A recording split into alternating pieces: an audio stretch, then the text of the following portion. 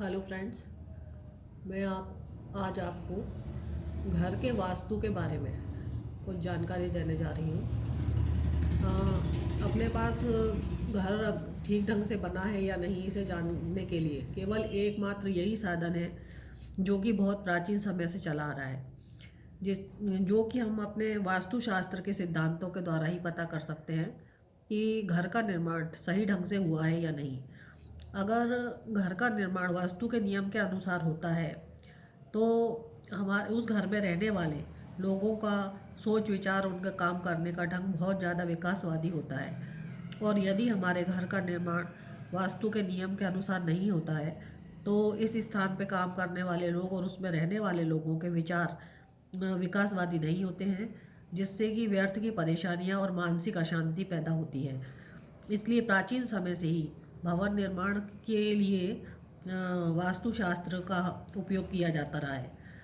अब वास्तु में सबसे ज़्यादा अगर किसी चीज़ का महत्व है तो वह है सूर्य का।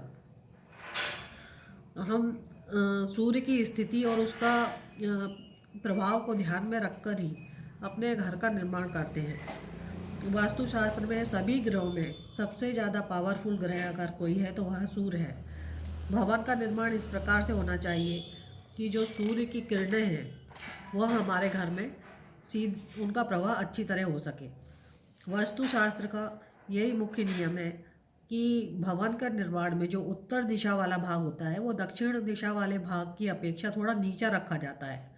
इसी से जुड़ा दूसरा नियम यह होता है कि पूर्व दिशा का भाग पश्चिम दिशा के भाग से नीचा रहे। इसी प्रकार पूर्व और उत्तर की ओर अन्य दिशाओं की अपेक्षा अधिक खुली जगह होना चाहिए, जिससे कि वहाँ पर सूर्य की किरणें अपने भवन में अच्छे से प्रवेश कर सकें। अब प्रकृति के जो नियम होते हैं, जिस पे पूरी प्रकृति अपने पंच तत्वों पर अपनी प्रकृति टिकी हुई है। अब वो पंच तत्व हैं पृथ्वी, अग्नि, वायु, आकाश और जल।